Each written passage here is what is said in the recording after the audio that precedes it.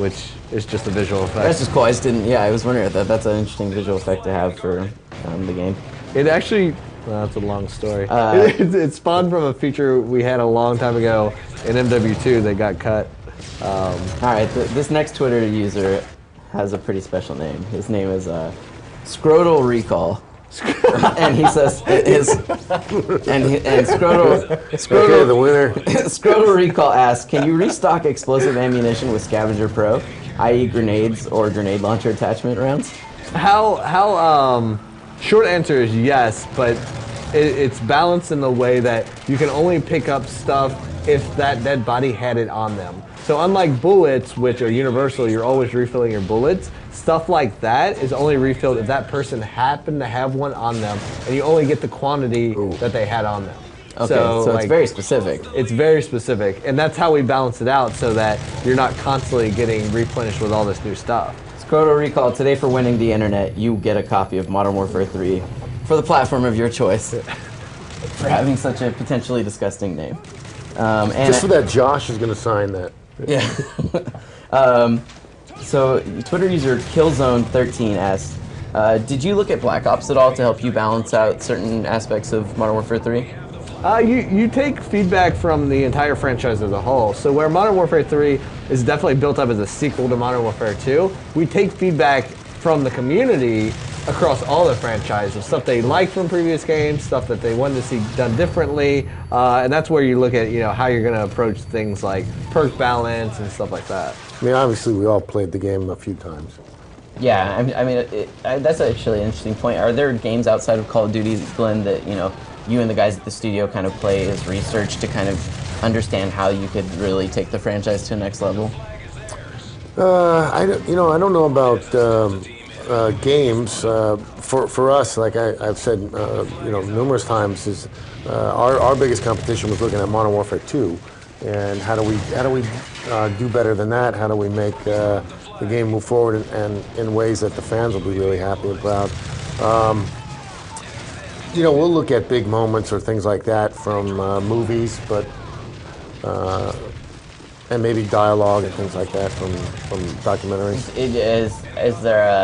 Are there any particular movies that you could say people could keep an eye out for when they're playing Modern Warfare 3 to see if they can spot homages? Oh, absolutely. Obviously, we've talked about Black Hawk Down. I would also, Generation Kill is a great, it's not a movie, but a great series. Documentary, yeah. Yeah. We even looked at the unit because the unit is about, Spec Ops guys and how they work together.